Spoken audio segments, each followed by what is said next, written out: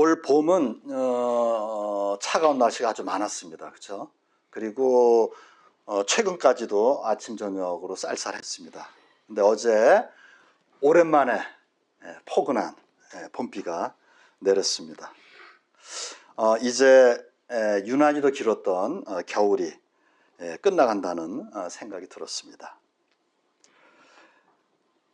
우리나라는 여전히 작년 12월 3일부터 윤석열 대통령 비상계엄 선포, 다음날 새벽 비상계엄 해제, 올해 4월 4일 헌법재판소 윤석열 탄핵 결정이 내려졌습니다. 하지만 여전히 우리나라는 미래를 향해서 출발하지 못한 채 혼란스러운 상황이 아마 조기 대선하는 6월 3일까지 계속될 것으로 보입니다.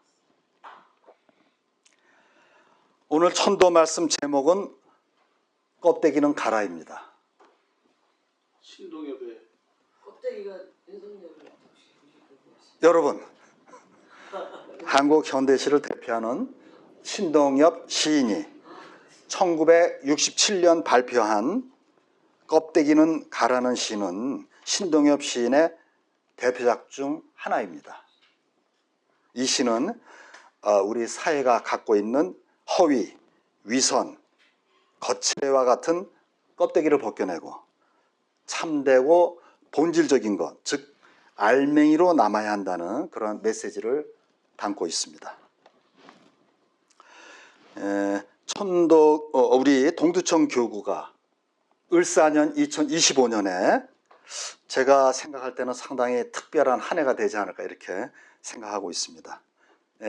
짧은 기간이지만 돌이켜보자면 우리 교구에 많은 일들이 있었습니다. 지금까지 일어났던 일이 4가지 정도 제가 기억에 남고요. 또 다음 달 한 2가지 일들이 있습니다. 그러면 제가 간단하게 말씀드리겠습니다. 첫째, 올해 1월 19일 날 최지연 동독이 가로쓰기 경전에 있는 전팔절에 곡을 만들고 아이들과 함께 저희 교구에서 노래를 불렀습니다. 새 시일식에 우리 참석했던 모든 분들은 모두 감동을 받고 아이들 노랫소리 또 웃음소리 넘치는 교구를 만들자는 우리들의 바람이 가능하다는 그런 희망을 갖게 된 아주 소중한 시간이었습니다. 기억하고 계시죠? 네, 감동이었습니다.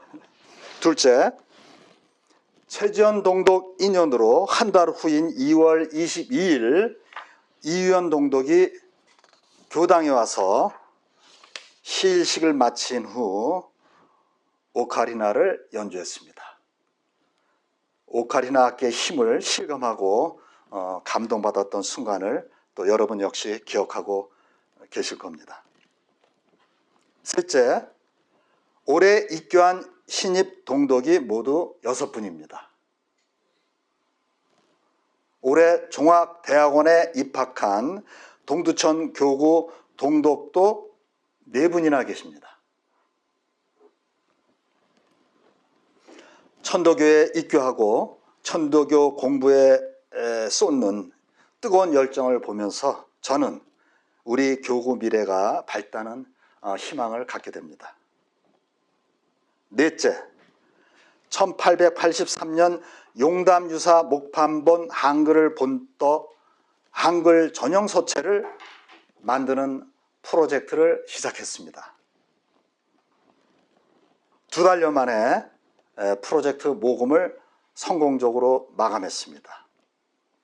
일반인과 전국에 계신 교인분들 합쳐서 모두 100여 명에 달하는 분들이 후원하셨습니다. 본체와 각체 2가지로 만들었습니다. 지금 진행 중에 있고요. 명조체와 비슷한 본체는 이미 확정했습니다. 여러분들 보셨죠? 네.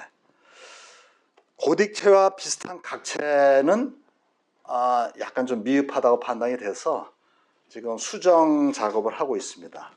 그래서 내주에 확정할 예정입니다. 이제 4월 말까지는 이 완성된 한글 전용 서체를 중앙총부에 기증할 겁니다.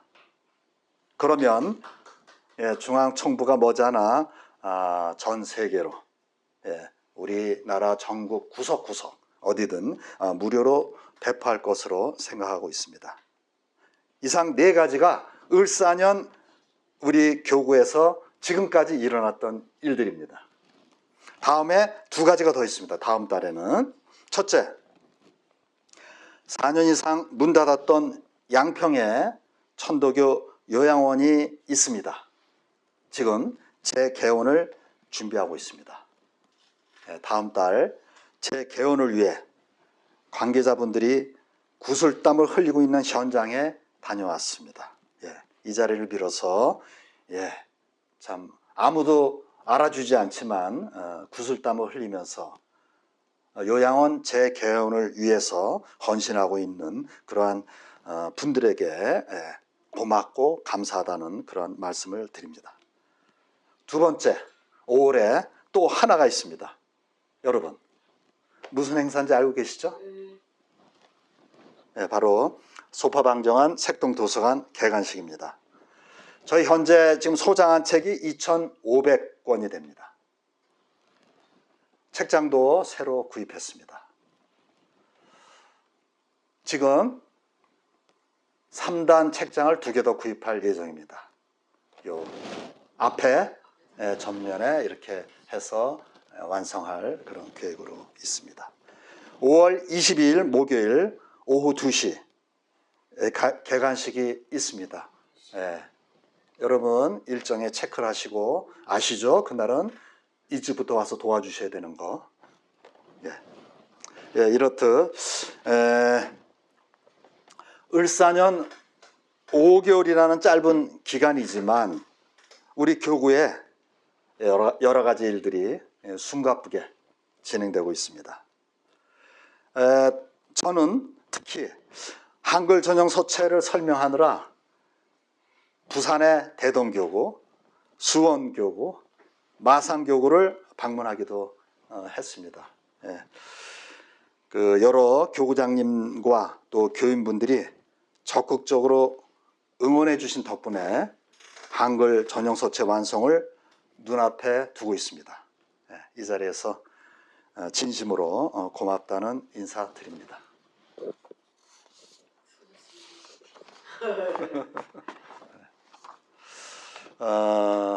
가면은요 뜨거워요. 그리고 젊은 분들의 눈빛이나 반응이 너무 제가 이렇게 얘기를 안 해도 보입니다. 그러한 제 경험을 했고 박수도 여러 차례 받았습니다.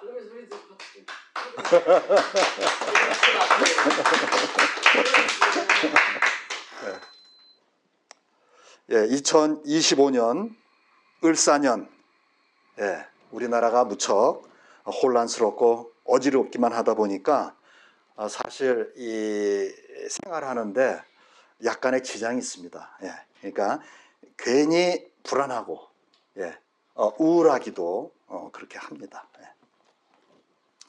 조금 아까 여러분들이 같이 보셨지만 해월 신사법설 개벽운수에 천지 1월은 예와 이제의 변함이 없으나 운수는 크게 변하나니 새것과 낡은 것이 같지 아니한지라.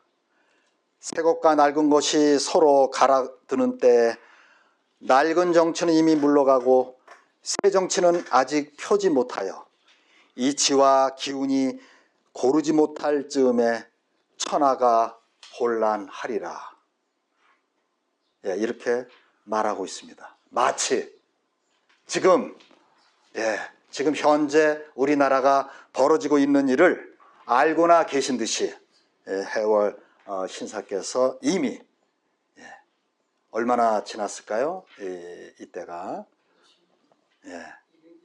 100년 이상 지난 이 글을 보면서 현재 왜 혼란스러운지를 이해하게 됩니다.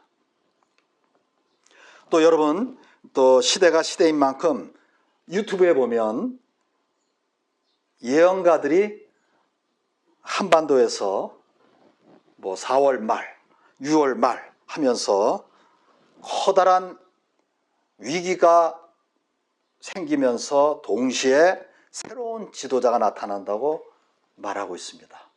예, 저도 종종 봅니다. 불안한 나머지.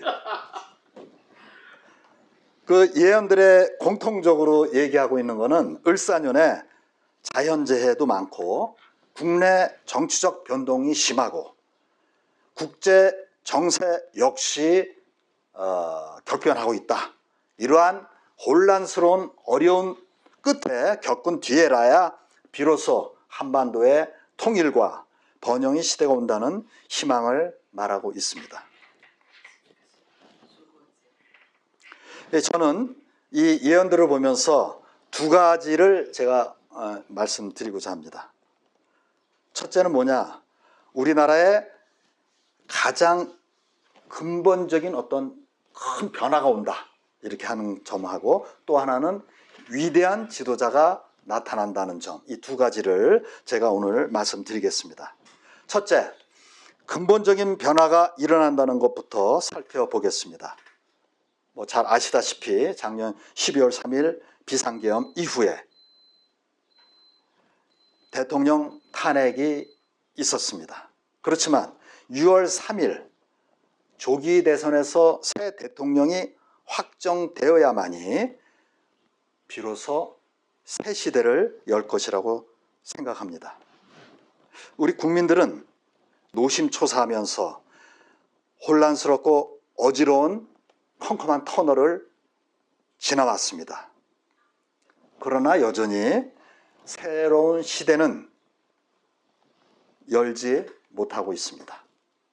국민 모두가 국가는 무엇인가? 지도자는 어떤 역할을 해야 되는가?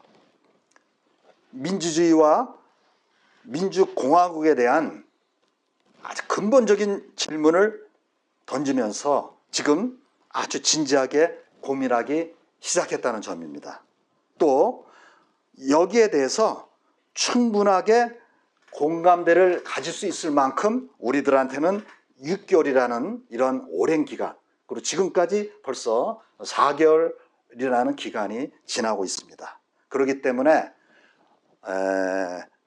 왜 그렇게 길게 걸렸냐 하는 거는 저희가 평화적인 방법을 쓴 거죠. 지루하고 힘들지만 이러한 평화적인 방법을 썼기 때문에 시간이 오래 걸리긴 했지만 오히려 그렇기 때문에 근본적인 변화가 앞으로는 일어날 수밖에 없겠다 하는 그런 저는 확신을 갖고 있습니다. 이대로는 국민 모두가 행복한 나라를 만들 수 없다. 지금까지 기득권을 가진 지도자들은 우리가 가진 문제를 결코 해결할 수 없다. 해결할 능력도 해결할 의지도 없다는 점을 확인했습니다. 윤석열이라는 통수권자의 일거수일투족이 전 세계에 생중계되면서 이러한 모든 문제들이 만천하에 드러났습니다. 어린 학생들까지 모두 다 알게 되고 국민 모두가 각성하는 계기가 되었습니다. 저는 그 덕분에 근본적인 변화가 필요하다. 또 새로운 길을 열어야 한다는 공감대를 이룰 수 있었다라고 생각합니다. 따라서 이 일에 앞장서는 지도자들만이 국민들 지지를 받을 수 있는 상황이 되어버렸죠. 저는 이런 점에서 우리 국민들에게는 이 어려운 시기가 큰 축복이 아니겠는가 이렇게도 생각하고 있습니다. 여러분 어떻게 생각하십니까? 맞습니다. 맞습니다.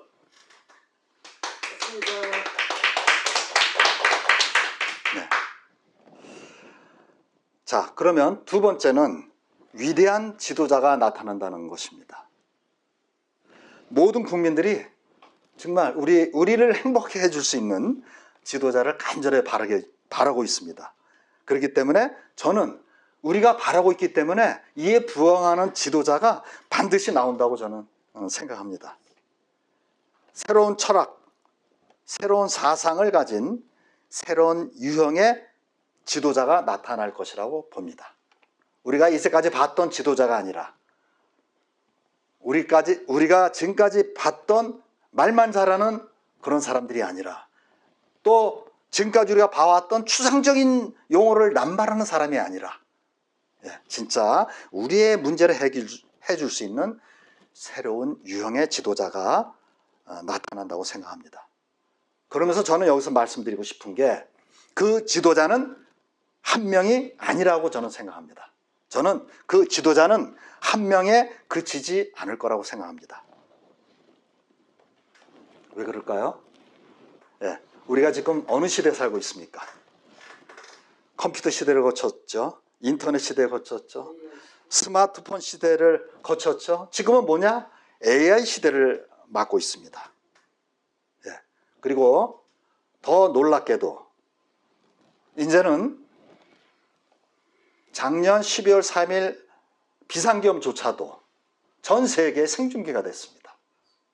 우리는 그런 시대에 살고 있습니다.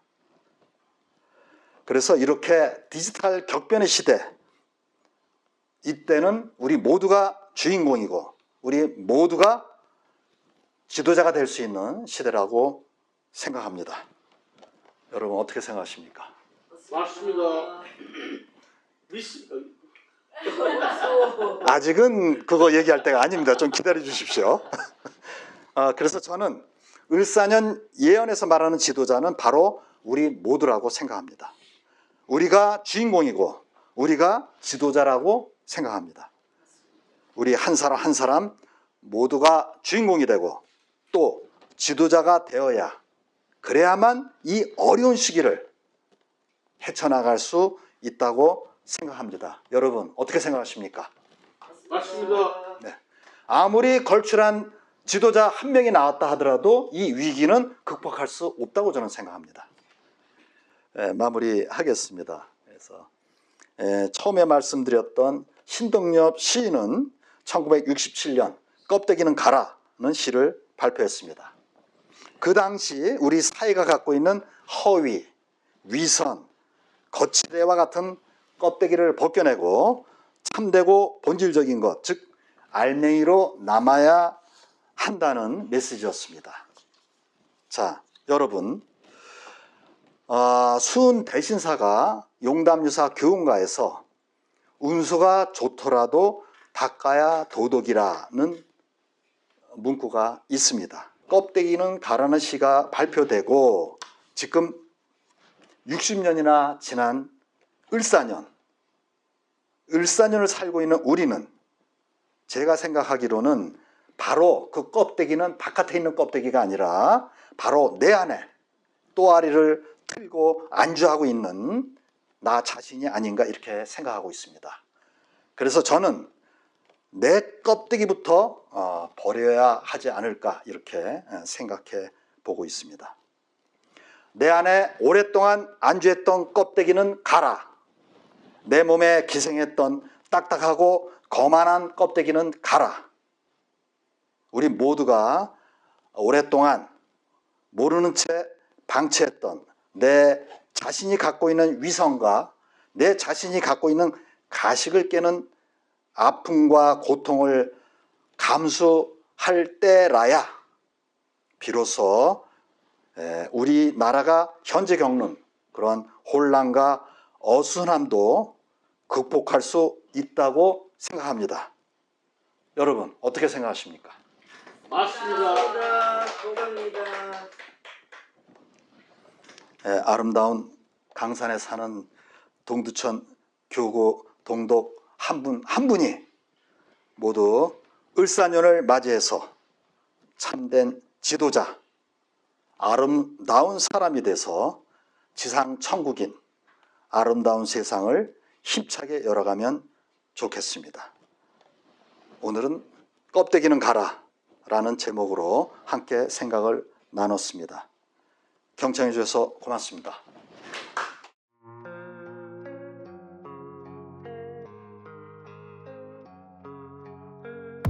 And I don't